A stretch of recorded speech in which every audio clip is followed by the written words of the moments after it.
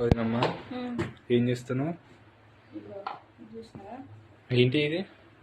Egg కోడిగుడ్ల ఉప్పు కారం వేసుకొని తింటే అబ్బా ఎంత బాగుంటుందో కదా. నా మీద నీకు ఎంత ప్రేమ అవుతున్నామో నా కోసం చేస్తున్నావా? నీకోసం చిన్న కోసం అంటే తినండి, బాగుంటది. నేనైతే ఎప్పుడు ఇట్లా తింటా, గుడ్డు ఇట్లా అన్నంలో తినడం కంటే ఇట్లా తింటా బాగుంటది. నాకు వద్దు తినమ్మా, నాకు వద్దు. నీకు ఇష్టం అన్నాక నువ్వే తినే. సరేలే, అందరం తిందాం.